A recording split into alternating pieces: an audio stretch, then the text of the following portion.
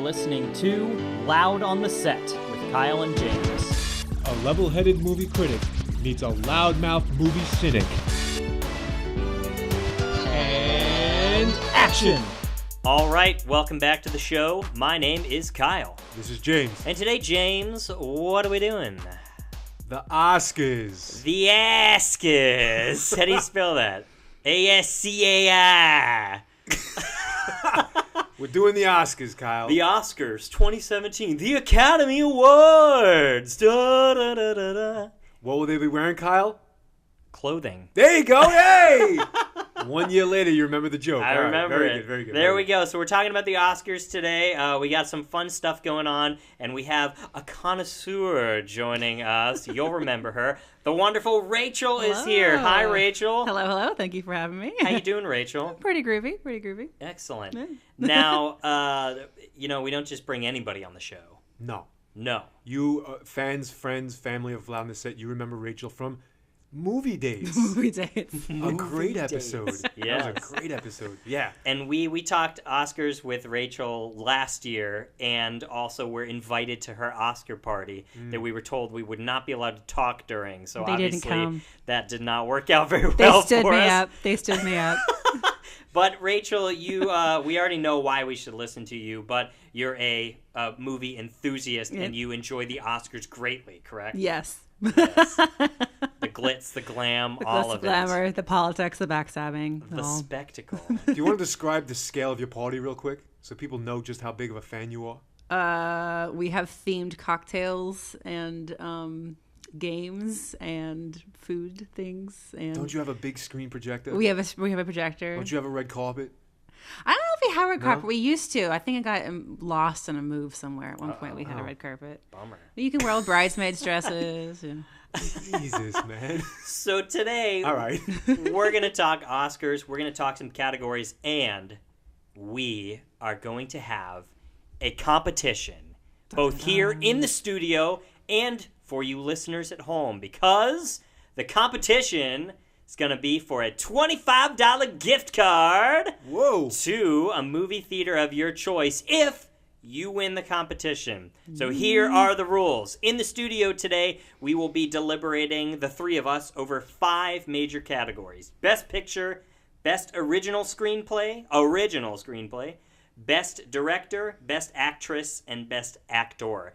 We, amongst ourselves, will be making predictions on what we think we will win, and our friendly wager will probably include, I don't know, buying each other snacks or something next time we meet up. I said 6-pack, but yeah. But for you at home, the competition will be for you to send us your predictions for who will win each of those 5 categories. Picture, Original Screenplay, Director, Actress, and Actor. Send your winners to loudontheset@gmail.com, and we, if you get the most correct, will be sending you the gift card. If there is a tie, we will be putting the names Deathmatch. into a hat and making you deathmatch. Yes. No, and we will be having a raffle to raffle off who that will go to. And probably send us your predictions before Sunday. 'Cause- Yes.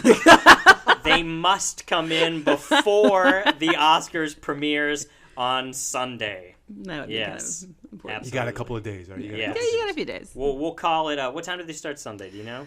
Red carpets at 3 p.m. Red carpets at 3 p.m. If you want to see all the party things people wear. Yeah, we'll say before they start, before whoever's the host, Jimmy Kimmel, yeah. starts yapping. They got to come in before Jimmy Kimmel opens his mouth.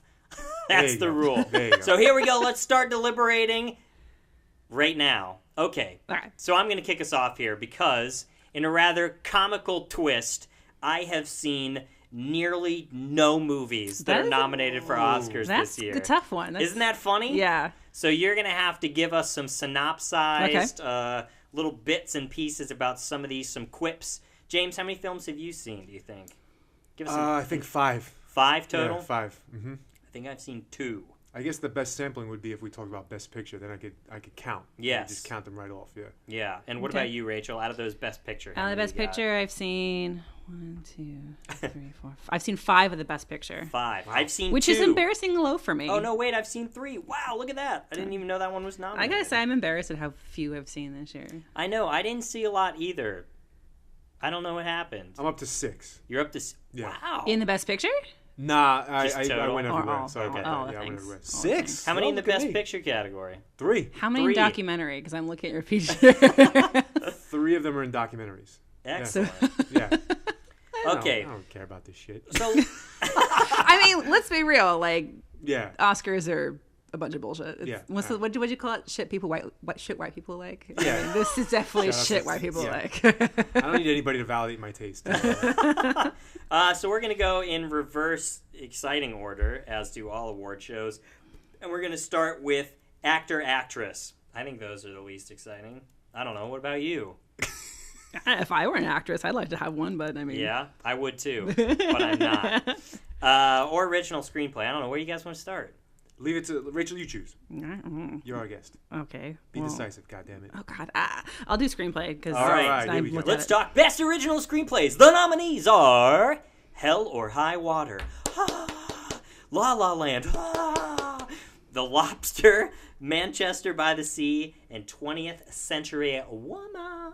And I've seen 4 of these actually. Wow, which ones have you seen? I saw Hell or High Water, which too. I enjoyed very much. I saw La La Land, which I also enjoyed. I saw The Lobster, which you guys had a great segment. Lobster. That's number 7 for me, actually. Holy shit. And I saw Manchester by the Sea. Okay, great. So, which one do you think's gonna win? So a tip for all you voters tip. out there is quite often, not always, quite often Academy Awards follow what the Golden Globes did. And the Golden Globes have already come and gone. And so it's kind of a nice to check in with what happened in the Golden Globes. And so the winner for Golden Globes was La La Land, Damien Chazelle. Yeah, I think everyone pretty much is thinking La La Land is going to sweep everything. So that's my guess would be probably the winner. Of the 4 that I enjoyed the most, The Lobster was very original and was a very interesting style, as you guys talked about in your podcast. But I have no stats to back this up, but I often think that the best original screenplay is usually the consolation prize that comes from not winning Best Picture or being nominated in many other things. I know it often gets paired with it, but I think in years like this where La La Land is just spread all over the place, something like The Lobster or one of these other films that is maybe a little bit more in the originality category and less of the Oscar pandering category can get supported a little bit more. So I'm kind of out on this one. What did La La Land got, like, what, the most nominations ever or tied the most ever? oh, I don't know about that because did it tie the Titanic I Ben think Hur it did. Yeah, thing? like 14 or something. Yeah, I think it's insane. 14. That sounds right. Did Yeah. you see La La Land? No. Did you see it, James? You'd It's have pretty. to pay me a lot of money to see that. It's pretty. There's colors. Number 1, I don't like musicals. Number 2, It's not a true musical. it's got, who does it got in it? Ryan Emma Gosling Stone and and Emma Ryan. Stone. No, It's got no. the reunion tour of Crazy Stupid Love. Gosling And they were in the gangster movie too together. They've done several yeah. things together. The two of Burned them. Out. No thanks. Emma No Stone way. and Ryan Gosling. Anyway, I just seen The Lobster from this list. I don't think it'll win. I'm basing this guess on no data or any No real, data. no real That's insight. what we're about. No It's real- no data or insight. No Aren't- insight, no informed Aren't we opinion at all. scientists? Yeah, but not when Not it comes to this. today. It's not scientific. I like how 3 scientists are talking about movies. Yeah, why? What the fuck? I'm gonna.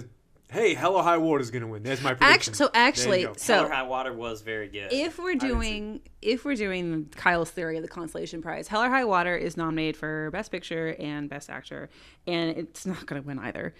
It was a fun film. It would have been an even better film if No Country for Old Men didn't already exist. Yeah. Was it similar to that? It's Yeah. similar to that. I mean, obviously, there's No Country for Old Men was based on a book, which was also quite good. It's very much an update on westerns set in like the old kind of bank robbery, Yes. outlaw, fringe society. Two brothers western. are robbing banks, and Jeff Bridges is the sheriff who has to catch them. And when I saw the poster, I thought it was a period piece, and then it started, and I was like, "Am I watching the wrong film?" And it's contemporary, which was a interesting and well played switch. I And think. they commented on it too because it's set in I think was it Texas? It was set somewhere in a very heavily depression hit area where there was no jobs and a lot of economic depression, and it was kind of an interesting commentary on that. But in the consolation category, that would be, I think it's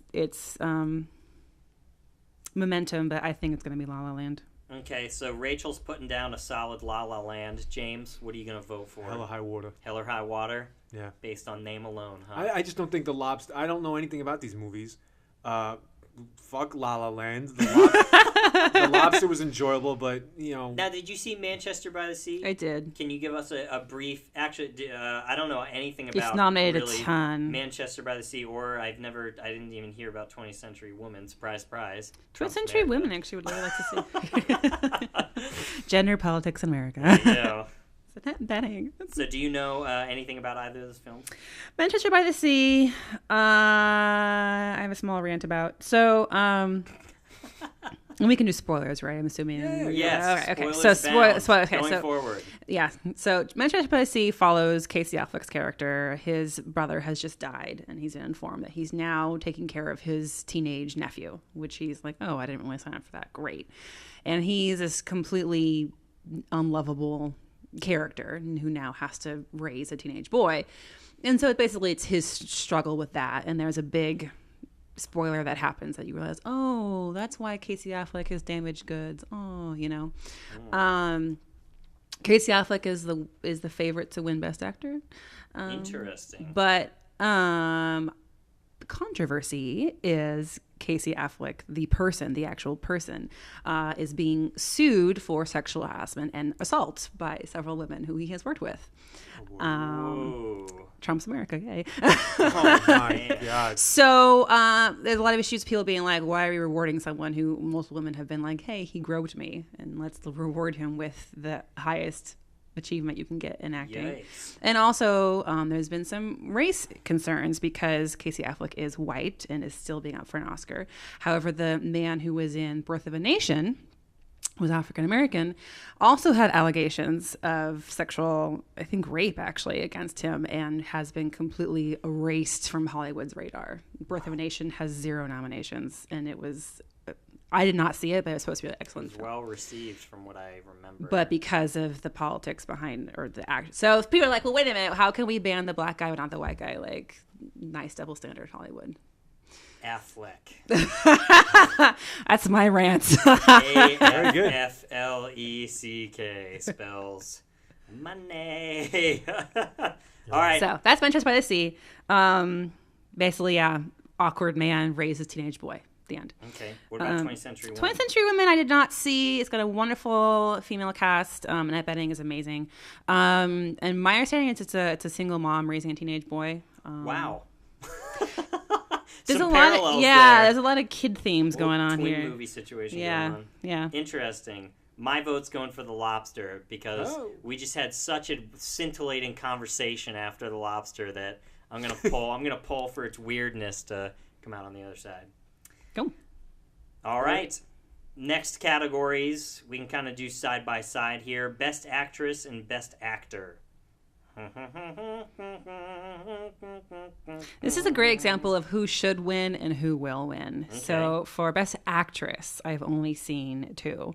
I've seen Emma Stone in La La Land, who I think will win it. And I've seen Natalie Portman and Jackie, who I think should win it. Natalie Portman was Jackie Kennedy. It was great. They even had this thing. Did either of you see Jackie? I did not see any of these movies, though I really wanted to see Florence Foster Jenkins, and I didn't see it, and I'm disappointed I didn't see it. So I'll have to watch that one. But Meryl Streep nominated for what, the gazillionth time? Yeah, she's, I think, they want to say the most highest nominated. I'm not positive. I think that is correct. So, yeah, Natalie Portman was Jackie Kennedy. She was phenomenal. She did not win the Golden Globe. Isabelle Huppert did for Elle, which I had not seen. It's a French film. And then Emma Stone won for Best Actress in a Comedy Musical. Have you seen any of these, James? Loving, Jackie, La La Land, Florence Foster Jenkins, or Elle? No, I have not. The only comments I have here are, oh yeah, for Best Actress, the only things I could possibly write here were next to Emma Stone, I wrote, all right, way to go, way to rebound from Spider-Man. Right? The Amazing Spider-Man. All right, I like Snakes. Remember she bonked her head in the second one and died? All right, way to go. Jamie Foxx was in it too, right? Mary Jane Parker does die, just saying. We did say spoilers. If we're going to do canon enough. Anyway, and then I had something similar for Natalie Portman, like, hey, way to rebound from Padme. Weren't you Padme Amidala? And then she also won the Oscar for Black Swan. For Padme? Yes, for Padme. Black Swan. For Black Swan. Oh, that was a decent And she was on my favorite Broadway movies. when she was like 12 in Diary of Anne Frank. I mean, she's well proven herself as an actress. There you go. I don't get. So who you picking? All right, I'm gonna pick this one based strictly on the fact that, like what Kyle said earlier, like sometimes there's politics involved in this thing, and I'm gonna pick Meryl Streep because it's very likely that the Oscars are gonna reward her for speaking out. Was it during the Golden Globe? Yeah, she got the Cecil B. DeMille Lifetime Achievement Award or something like that. Oh, so it wasn't the Golden Globes. Well, it may have been. I don't know if it was at Golden Globes, but she didn't win a Golden Globe. She won like a Lifetime Achievement thing. So some other multi-million-dollar pat on the back bullshit event. I mean, Hollywood is very that she finally decided, congratulatory, masturbatory, very much like. Forget 8 years. Forget 8 years and illegal invasions and warfare in 7 countries where drones are killing people at record numbers and record deportations. You finally speak up because one douchebag wins the presidency and says, "I like to grab women by the butt." It's unbelievable hypocrisy. The Academy Awards. The fucking hypocrisy. We could have used this 8 years ago. We could have used it 12. Oh, Meryl Streep, yeah. Who's the target audience? Welcome for this to the podcast fucking Earth. now? Welcome to Earth. Do you enjoy talking movies and also hate movies? On to Best Actor. Wait, who are you gonna pick? This means that audience members, please convince the boys to let me do a entirely political. Yes, a political podcast. I've said it 100 times in this podcast. If this podcast were about anything other than movies, it wouldn't be funny. First of all, it'd be so deadly serious that it would make you cry. Yes, that's why we have to talk movies. Yeah, okay. You'd have to pull the mic away from me and then strangle me with the cord to shut me up. Okay, two Meryl Streeps to a what? I'm going to go ahead, and even though I want Natalie Portman to win it, the Oscar doesn't really go of who deserves it. I'm singing over here. You're singing over here. Natalie Portman already has an Oscar. And Hollywood loves musicals, even though La La Land is not a true musical. As someone who used to work in musicals, Emma Stone will probably win for La La Land. She won the comedy Golden Globe. She's not the best singer. She's kind of a thin singer, but she'll probably take it based on the musical. And she has a couple of really great scenes. The song that's nominated, the audition, "The Fools Who Dream," is nominated for Best Original Song. Is a really great scene in that. She does really well. And then there's a scene where she's auditioning for a commercial that she basically just like disintegrates on stage. But doesn't Natalie Portman look so good in that $7,000 Gucci gown while being pregnant? Best Actor. Nominees. Thanks, Kyle. Yes. So if you didn't get it, the Best Actress nominees were Emma Stone, Natalie Portman, Ruth Negga, and Meryl Streep, and Isabelle Huppert? It's French, so probably Huppert. Huppert. And Best Actor, we've got Casey Affleck, Andrew Garfield, Spider-Man. Ryan Gosling, Viggo Mortensen, surprise there, and Denzel Washington. So let's chat this up a little bit. We already talked about Casey Affleck, Manchester by the Sea. Andrew Garfield for Hacksaw Ridge, a movie I've seen. Look at that, how was it? Off of this list. Was it just like a gore fest? Harrowing. It was really tough. I went and saw this when I was back in Ohio for the Christmas season.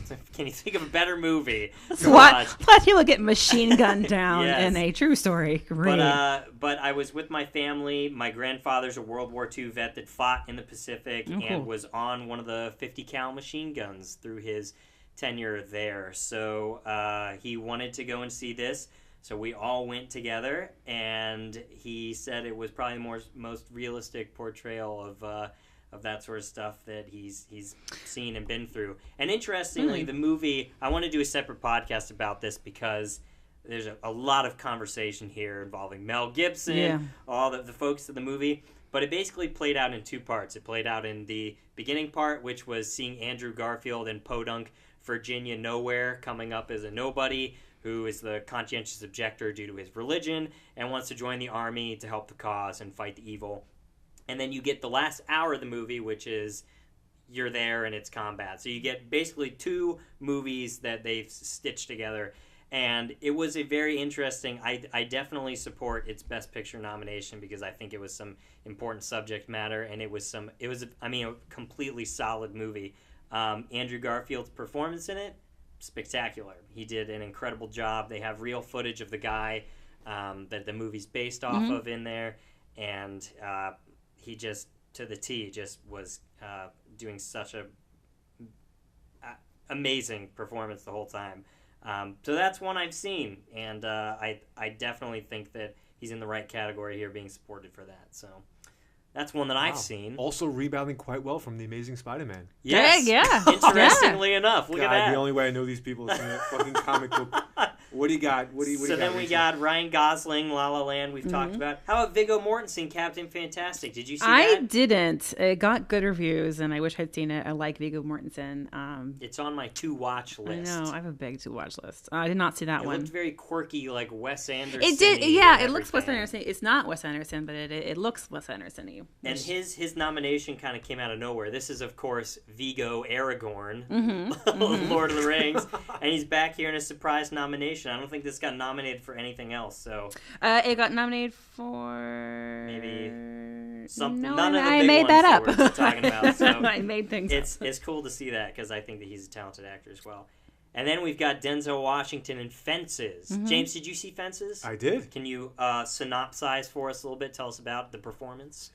Sure. Denzel Washington in an adaptation of a play. Of course, because it's an adaptation of a play, it's super heavy on the dialogue. It's all dialogue driven, and you have very limited sets, pieces that they actually visit. And Denzel does what he does. He totally has a dominating presence. What's his role in the film? Well, he is the main character. He is the man that, let's see, how do I say this? It's telling his life story, essentially. Okay. That he's a man living in, Pittsburgh, excuse me.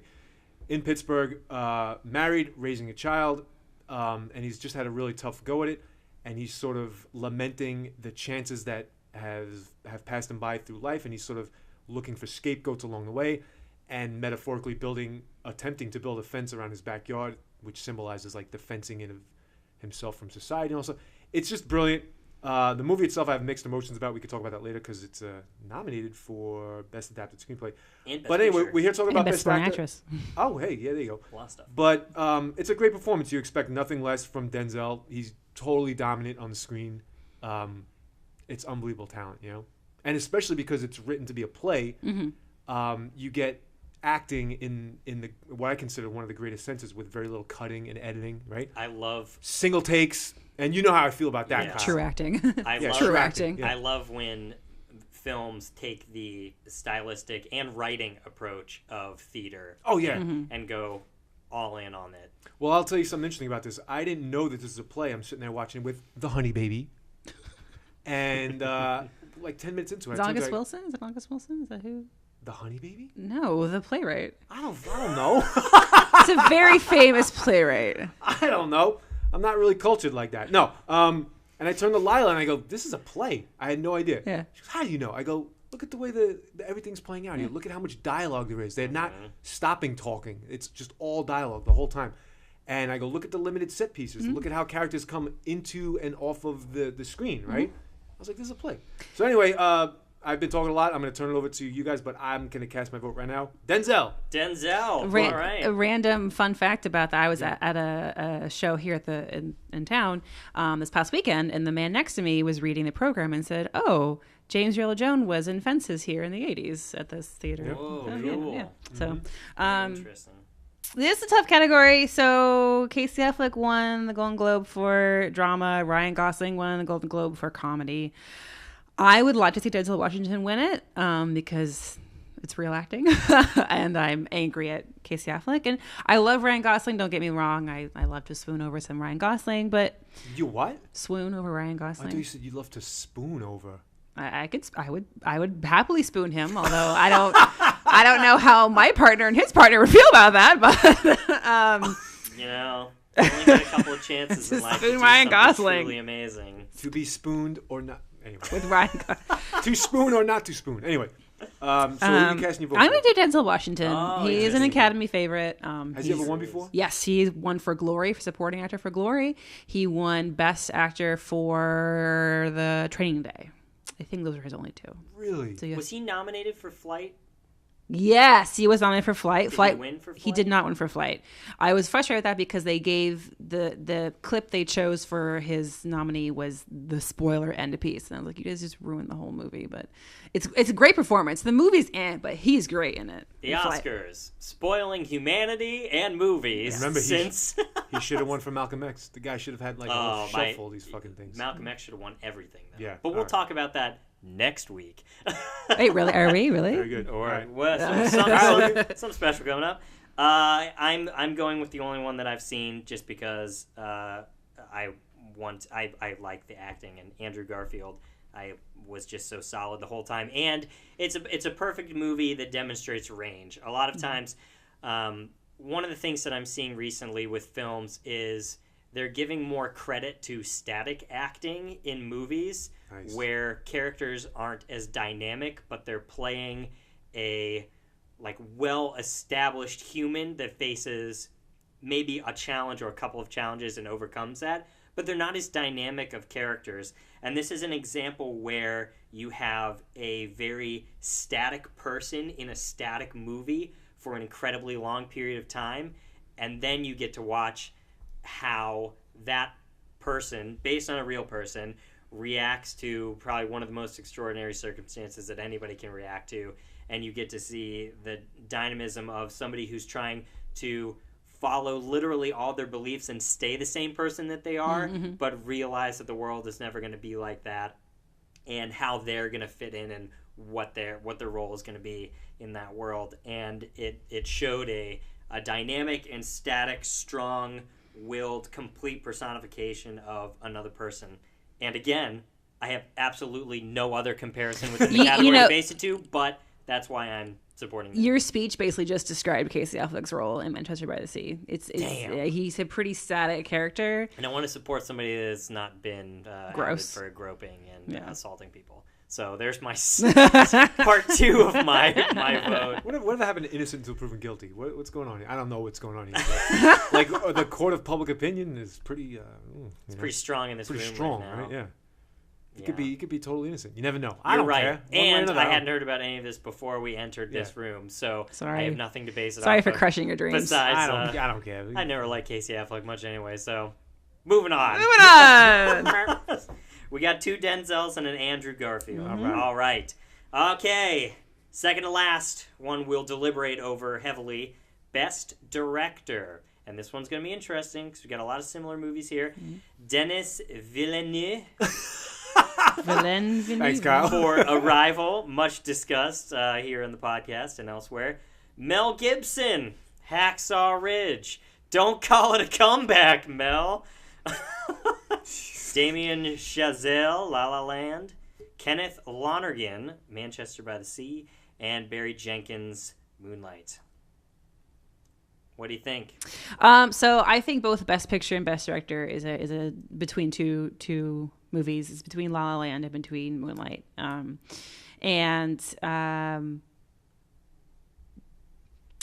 Brain just exploded. Damien Chazelle. I just forgot. Where am I? like movies. Who are these people? I have party. Why is there a microphone in my face? They're both very different films. So this might be a case. So again, traditionally, what has happened for most of the Academy's history is the person who wins Best Director is the one that wins Best Film. Recently, like in the late 90s, early aughts, Academy decided to stop doing that. For example, Steven Spielberg won the Best Director for Saving Private Ryan, but Best Picture went to Shakespeare in Love. He started having this split thing going on. Gladiator. Which is, Gladiator won Best Picture and not Best Director. Oh, okay. Which was interesting. Well, then you had Argo, another example of Hollywood congratulating itself for saving the world. And an Affleck. Won Best Picture, but Ben Affleck was not even nominated for Best Director. So Which is surprising because that was a well put together film. yeah, Well, he couldn't act in it, but it was well put together. So you might go fuck yourself.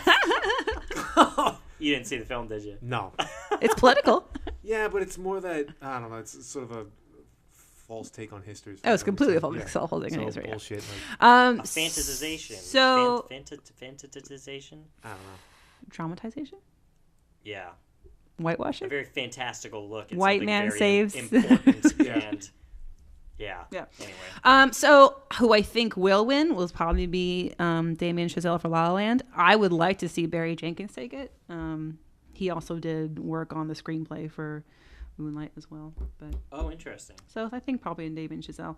Barry Jenkins had a lot of interesting things. Did either of you see Moonlight? Yep. Him and the man who helped him write the screenplay also came from a background very similar to the character in the play. His mother was a crack addict, like the character in the show. It's interesting having his take on that. So anyways, probably Damien Chazelle is going to get it because it's a beautiful musical. They dance on top of cars on the LA freeway, but I'd like to see Moonlight take it. So I also put down Moonlight because I'm supporting optimism today. My realistic view, probably La La Land. I think that's what I put I'm there. not resigning to it. No, I resigned. I think I want Moonlight to take it. Yeah, I cast my vote for Moonlight as well. Yep. We're going to talk Moonlight next week. Yeah. Heavily in depth. All right. So we can leave it at that. Okay. But the other films, best director, everybody has opinions about Mel Gibson. I do not think he's a great person. Hacksaw Ridge was incredibly well directed, and one of the strongest things about it, I think, is the direction and the care and nuance, focus that was put into creating two completely juxtaposed different worlds. Every aspect, down from the cinematography to the editing. It all started with the direction, and to show such a peaceful and just a complete sense of camaraderie and community and acceptance and the peaceful world that they lived in, and then to juxtapose it with the last hour of the film, which did not let up, was a frantic, pulse-pounding disaster of my feelings and stress the whole time. It was unlimited. It just pounded away, and it took some finesse to pull it off without it being without it just appearing like a slaughterhouse, kind of schlock-esque Call of Duty bullshit, kind of thing. Right? Like that, yeah. And it was very much not that, but also very much no holds barred there. So. Wow. So there's a strong case to make for that. And then there's Arrival. This is like We have not stopped getting shit about Arrival. Deal with it! Since we put out the Arrival podcast. And again, I liked it. I thought it was a good movie, but it is way overhyped. I think it's not. It's not deserve Oscar. It's not Oscar material. I think it was something that everybody at the exact right time had an outlet for, which was at a moment in at least United States history. It seemed that there was no way of communicating with anybody else in the world unless you were in a special club.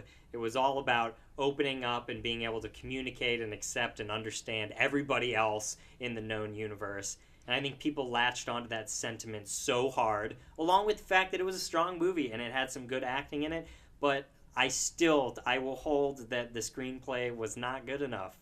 I just think with the material that they had, the screenplay did not hold up to like the grandeur of the film.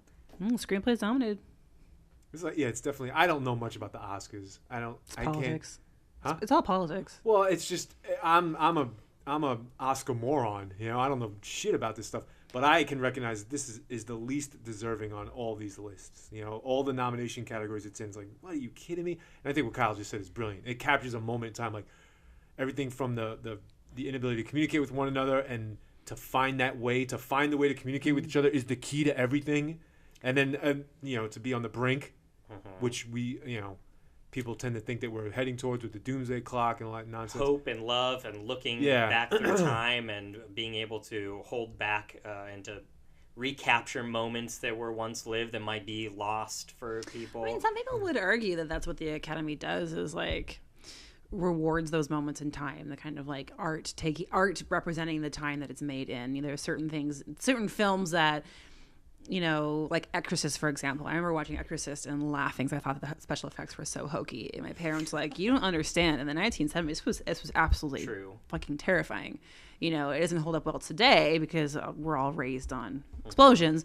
But in 1970, that was like legit scary stuff. And so you could argue that, you know, films represent the time that they're I will made strongly in. give it cultural relevance. I don't know if that was on purpose or not. But also, I love Dennis. I won't butcher your last name again. I've loved every film that He's going to call into the show. I've loved every film that I've seen. And again, I think that part of my analysis of this film is based on the fact that I have such a much higher standard for his work, having seen other things that he's done.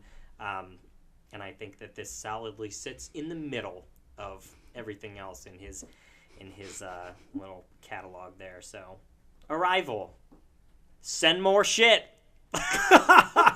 Throw it on. All right, so it looks like we're going with Rachel. I said La La Land. Your pick is La La Land, and we're the two Moonlighters here. What are we doing? Best director. Oh, yeah, I wrote thought we that covered Moonlight? that already. I thought We we did. moved on. I was Yeah. recapping. Best director, yeah, Barry Yes. Jenkins, Moonlight. Boom. All right.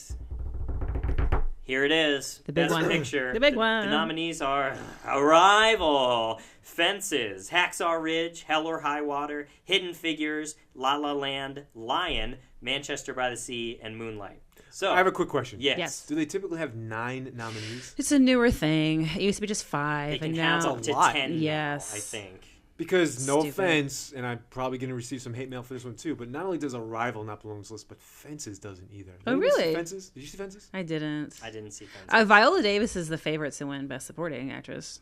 All right, I could see that, but maybe we'll talk about Fences some I other was going to time. propose Yeah. a podcast idea to you, and maybe we can address this with others as well, get some more input Mm-hmm. about films where there's phenomenal acting, but the film is just not And That is exactly and you what would I say said that to the this- honey baby this after fell into Fences. that? Yep. Because even Absolutely. one link in the chain, a movie is such a team effort. I mean, we're talking about all the categories here and everything that goes on, but as you were talking about, Rachel, all the technical Oscars have already happened.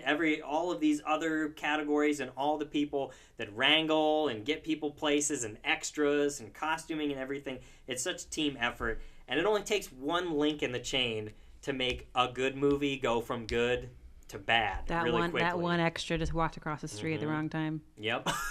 And I was an extra in Contagion, and that's what I did. I got paid $70 to walk across the street. Yeah? wow, can Yeah. we find you in Alright. the movie? It's pretty dark. It's the scene where Elliot. go look. Yeah, you can't really see me, but I got paid $70 to walk across the street. Elliot Gould is in the cafe, and everyone's like coughing because they're all gonna get sick, and he's like, "Oh God, we're all gonna die," and I'm somewhere in the background. Kyle was in the Dark Knight. I was in the Dark Knight Rises. Oh, wow. I was blown up with the rest of Pittsburgh in the Steelers stadium, so that was fun. Oh, man. But yeah, I would love to. A lot of the times, if it's just the editor, if the editing is weird, it can just throw a movie off. So would you say that's kind of where Fences was for It you? wasn't the editing. We'll talk about it. Okay. It's Kyle. It's not the ravel. I won't say the ravel. The ravel. But it is in fact the ending Okay. for me. Yeah. All right. It's a Debbie Downer, I think. So I have a question then on top of this. I don't know anything about, we've talked about some of these other ones, but Lion, I don't know anything about really. And I understand Hidden Figures a little bit, but we haven't talked about that much. Did you see it? I did, and I might go see it tomorrow. Okay. It's supposed to be amazing. Plus, I work in STEM education, so I should really see it. Can you give us just a brief synopsis of Hidden Figures? Yeah, so basically it's the untold story of African American women who worked for NASA and put mankind in space and got no recognition for it because they were A, women, and B, people of color. So it's like these are some really badass women who did some really cool science and got no recognition for it until now. Yeah. A very important story that will be completely overlooked by the Academy Awards. Probably. I'm sure. Probably.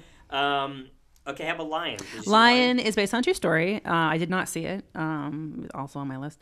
A young boy from India is adopted by a white family, and as an adult, he wants to find his family back home. And so all he remembers are little snippets of things like this river and this statue or something. And so he goes to like Google Earth or Apple Maps or something, and using the magical omnipresent hand of internet technology, finds his family. So typing in like river next to bridge in India, he finds his family. Wow. Yeah. Highly recommended by Hassan, one of our listeners. Oh, great. Yeah. The only Hassan. Asian actor nominated. Interesting. So, because that was a big controversy last year, was that it was all white actors nominated. We do have more diversity this year, but he's the only Asian actor nominated. Interesting. This was one I really wanted to see when I saw it advertised first. And I saw it advertised alongside another movie that it doesn't look like is even on anything here. But yeah, it sounds like a very interesting story as well. All right, so we've discussed all the other ones basically on this list so far. So you're the expert in the room right now. Oh God, that's so a sad thing. What's your take? Who do you think is gonna come home with? I want Moonlight to win. It was one of those. It was a beautiful film. I wish more of the actors had been nominated. You have nominations in both supporting categories. I would have liked to see one of the young men who played the main character nominated. They were phenomenal. And I think that should win. Will it win? I don't know, but that's what I want to win. That's what you're officially marking down. That's what I'm marking down. I think you might see a split here. Hollywood might give Damien Chazelle, the director, for his wonderful, pretty spectacle, but recognize hopefully that Moonlight's the better film. I would love that. I think that too often the best director and best picture film, just looking throughout the Academy history, have been tied together. And I understand that you basically can't fault into a best picture without a director that, is your guiding light throughout the whole thing. But there are absolutely times where technical direction is masterful and film subject matter is not as important or as relevant as something else. And I want Moonlight to take it home too. Excellent. James? 3 for 3, baby. Yay! Moonlight! I agree with everything that was just said from both of you guys. And I read a critique recently, so I'm going to paraphrase what I read off the internet. Sorry, I can't cite it exactly. But, if it comes down to, let's say, La La Land and Moonlight, which it looks like it kind of is. It's going to be between those two, yeah. One of these two movies will be remembered forever. And will mark a moment in time when a lifestyle and obstacles in that lifestyle were challenged and brought to the forefront, and it will be remembered forever. It will withstand the test of time and have a cultural impact that will last. And the other one is called La La Land. It's as simple as that for me. It's like when Brokeback didn't win over what? Crash? Are you fucking kidding me? So that was one where Ang Lee won director. But Crash didn't win Best Director. Ang Lee won Best Director for Brokeback Mountain, and Crash took Best Picture. So they were saying, Ang Lee, good for you for talking about homosexuality. Yay, for being courageous. But we're not going to give the Oscar for using some mountains in it. No, I'm being sarcastic, but I see your point. That's what Brokeback Mountain was about, right? Mountains? It's just about mountains, and right? wrangling and horses. All right, I see what you're saying. I just wanted to make that joke. But sorry.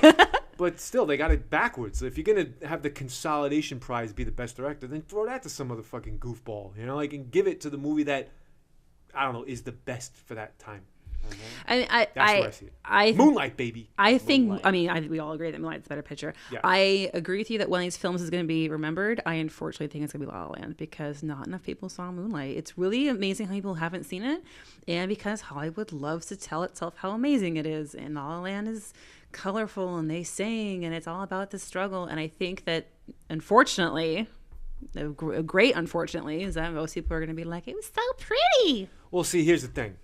I unfortunately sort of agree with you that the whole self-congratulatory bullshit.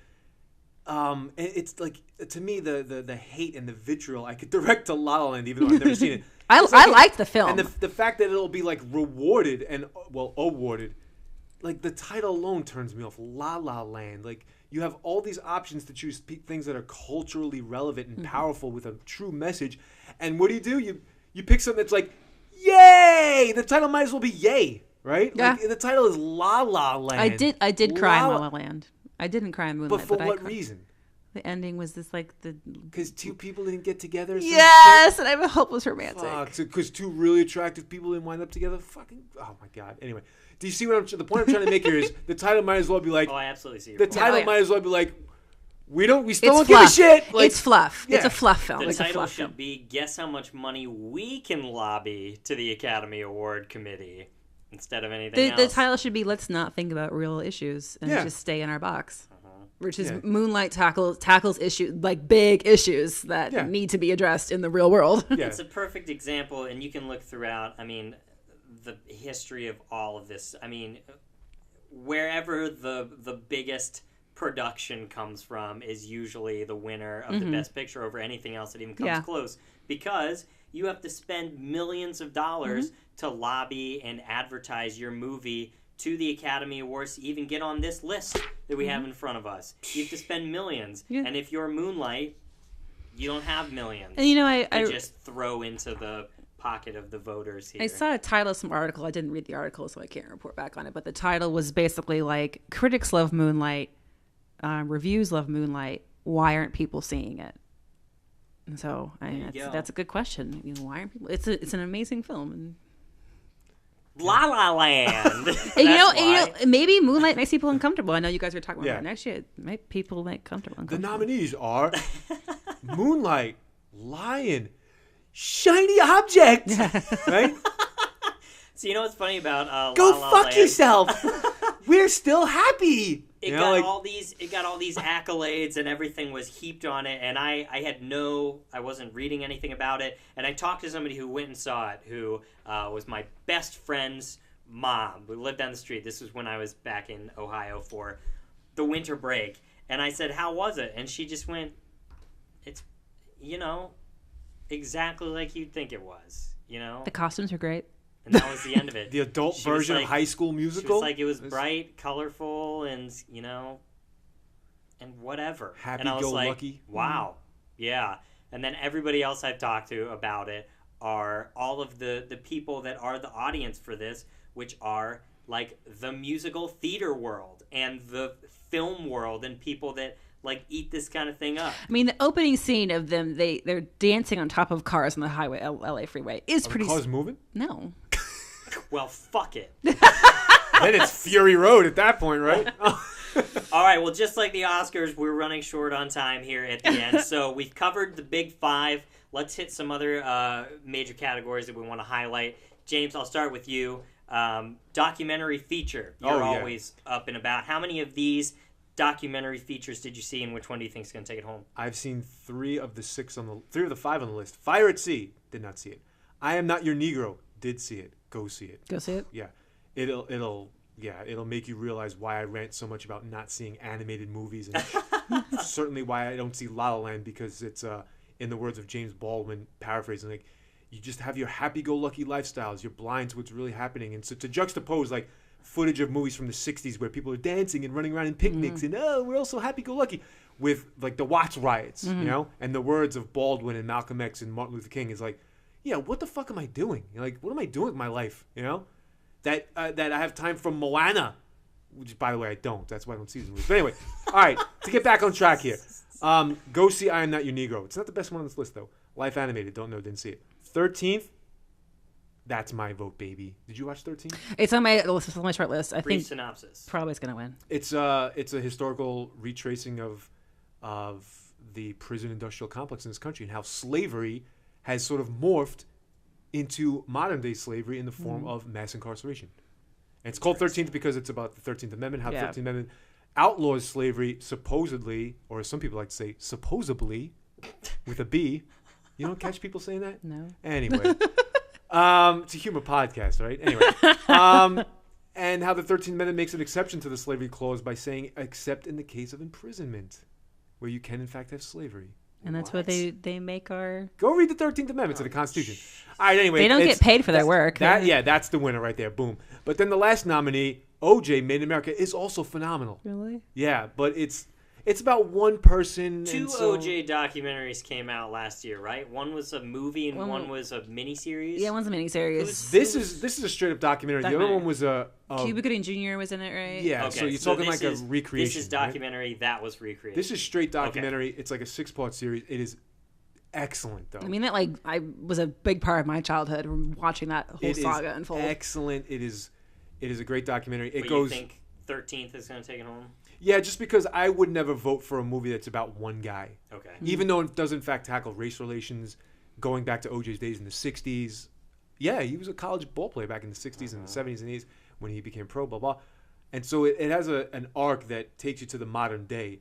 But 13th is just so much more factual. Well, I don't want to say factual, but it's so much more relevant because it's not about one guy. It's not one guy introducing you to the story of race relations in the country in the 20th and 21st centuries. It's about like the country. Right. You know? So I go for 13th. Okay. Boom. Excellent. Yeah. Cool. Thank you, James. Yeah, thanks for giving me that time. Yeah. That's all you get. I know Rachel's probably dying to talk about best animated feature. No, I think that's Kyle. That one's me. Yeah. Rachel's gonna hit up supporting actress and actor. Supporting actress, I've seen 3 of these. I think it's gonna go to Viola Davis. She's a very accomplished actress who. Would you agree, James? She was excellent in Fences. Yeah. Do you think she should have been nominated for Best Actress and not Supporting Actress? No, she doesn't have a big enough role, and I don't know. I've seen so little of these movies, right? So I can't. I can only compare Viola Davis to her own performance in the movie. She was definitely a supporting actor / actress because I've seen that word interchange now. Yeah, they've tried that out a couple times. Yeah, she was definitely a supporting role in her own movie. So how could she be best overall actress? And I have nothing to compare it to, so I would give her the nod for supporting. Michelle Williams was phenomenal. Naomi Harris was phenomenal. I didn't see the other 2, but I'm betting Viola Davis is going to take it. She also won the Golden Globe. How was Nicole Kidman in Lion? She's the mom. Oh, that's right. You said he was. She's the mom. Yeah, she's the mom. Right. Best Supporting Actor is an interesting one because it is the only one where the person who won the Golden Globe is not even nominated. It was a different actor for Nocturnal Animals, which I have not seen. Did either of you see Nocturnal Animals? Oh, I wanted to see that. So the person who won the Golden Globe was Aaron Taylor Johnson, won for Nocturnal Animals. He is not nominated. Michael Sheen. Taylor Johnson of Kick-Ass fame? I don't know. Wow. I guess so. He's got a beard now. He looks all grown up and stuff. Wow, that's wild. Okay. He's all Ryan Gosling was in the Mickey Mouse Club, so I mean, we all grow up eventually. No, totally. It's just I hadn't heard his name uttered in quite a while. So Best Supporting Actor kind of feels like it's anyone's game. I think it's going to go to Mahershala Ali for Moonlight. He had a really moving speech, not for the Golden Globes, but for a different award ceremony. So he is Muslim and his mother is an ordained minister. And he was talking about, converting to Islam when his mother is not Muslim and how that was a potential strain, but that's all small potatoes and we're all humans and we're all family. So stop being Betty. So that's my pick would be that. Jeff Bridges was great, but it's kind of the same thing he does in everything. I was just going to mention that as well. It is really hard for me. I put Meryl Streep down for Best Actress too, but I have seen so many movies with both Meryl Streep and with Jeff Bridges, and I think that they are both good at what they do, but it just seems like when you are typecast into like the same role every time, I can't take it seriously anymore to like witness range of different characters when it all just looks the same. Yeah. Even if it's superstitial. This exception being word, right? True Grit. Superficial. Superstitial? Kyle, superstitial. Kyle, Right? it's all just bread and peanuts, Kyle. Bread and peanuts. That's going to go down in history. Yeah, Anyway, Jeff Bridges, Yeah. It was just Jeff Bridges. It was Jeff Bridges. And he already won for Crazy Heart, which was a similar role. Jeff Bridges is... Jeff Bridges. Yeah, pretty much, yeah. I have one argument, even though I love Moonlight, you know it, but I have an argument here. Can somebody win Best Supporting Actor even though they're only in 1/3 of a movie? Absolutely. A great example of that would be Judi Dench for Shakespeare in Love. How do you have a this better shit? example Because I don't have a life. would be Anthony Hopkins in Silence of the Lambs. He won Best Actor, and he's in a solid 14 minutes of that movie. Yeah. If you sum up his total screen time in the film, he's in there for 14 minutes. Wow. And he won Best Actor. So that's the controversy. So yes, you can. Yeah. So the line between supporting and plain old regular actor and actress is in theory based on screen time, but then people like Viola Davis, who is she's the only leading female in the movie, right? So why isn't she in the best actress category? And so some people say, well, it's politics. She's more likely to win in the best supporting than in the regular one, or is it the quality of the role itself? So you were saying it was a supporting role. It's screen time. Just pisses me off even hearing you say it, because it absolutely is politics. Like, where are they going to get the least amount of people upset by, snubbing somebody, putting them in a category where it'll be like more competitive for them and they might win and people will be like, oh, well, that would have been close, And Mahershala Ali was great. I would have rather seen either one of the two actors who played the young man nominated, either the middle one or the oldest one were my favorites. But they chose this and okay. So. Michael Shannon, Nocturnal Animals. Everything I've ever seen Michael Shannon in has been so crazy. Yeah, that's what I've heard. He's like the if he's in it, he's going to be a wild ride. He is such an interesting character actor. Give me some examples. I have nothing. Nothing's coming to mind. Oh shit! He's in Iceman. He's in every movie by Jeff Nichols, I think. Oh really? He's been in. Is he a Simple Man or one of? God, he's been in. So I'll show you a picture of him. He's that character actor. We're like that guy. I can't think of anything pull my iPad super here. popular he's been in, but I can't think of something super popular he was in. He was in Zod in the first Superman, the reboot of Superman, which was a tragedy to see him in that movie because he is so much better than that. But I'm sure they paid him a lot. Okay, my last one I'm going to highlight really quick because I didn't see most of these. I saw Zootopia. And I saw Kubo and the Two Strings of the best animated feature. But Zootopia was great and was interesting. But I think that the best animated feature should always, always, always put a high emphasis on the animated part of your feature. Exactly. I'm so sick of seeing a generic screenplay that can just get rewritten into cute animal form like Zootopia and just exist in that world because it doesn't provide any interesting animated feature. Great. It's just a run-of-the-mill movie disguised into something that you can put in a kid's brain.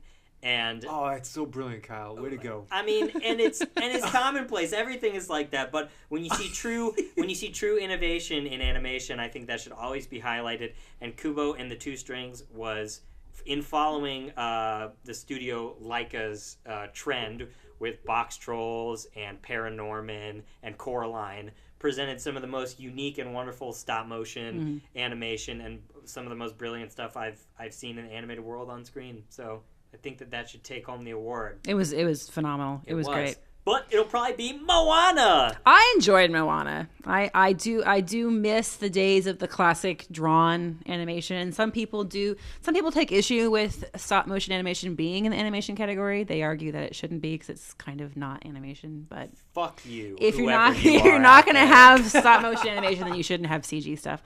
I think Moana probably will take it. Although I don't know, everyone loves Zootopia. Somebody read off the fucking definition of animation right now, so I can go nuclear.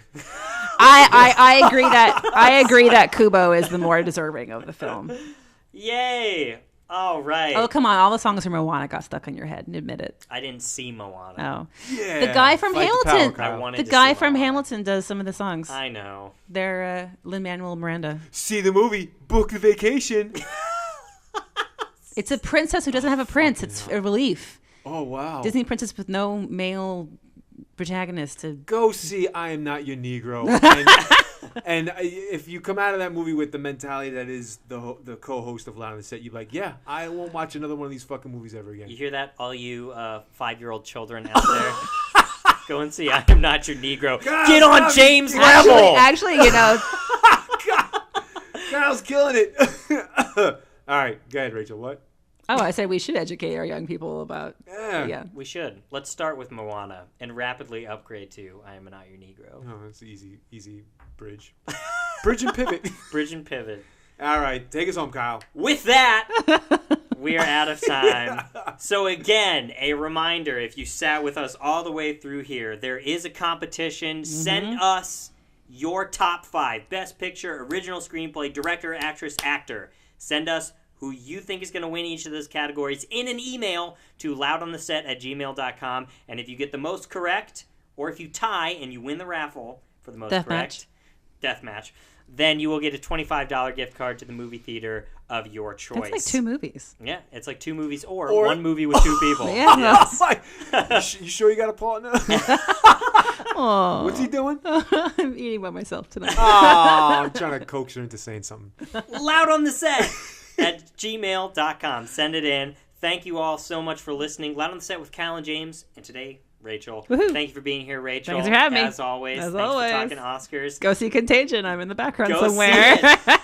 A lot of interesting stuff to chew on from our conversation here. A lot of interesting movies that are present, and some great cultural conversation that will come from this. So go see some of these movies. Talk to us. Who do you think's going to win? Send them in. Win the competition. Get your gift card. Again, loudontheset@gmail.com. Send them in. You're winners for those big top 5. And you could get that gift card. Rachel, again, thank you for being here. Everybody, go see some of the movies. Send us who you think's going to win, and have a wonderful day. See you later. And cut.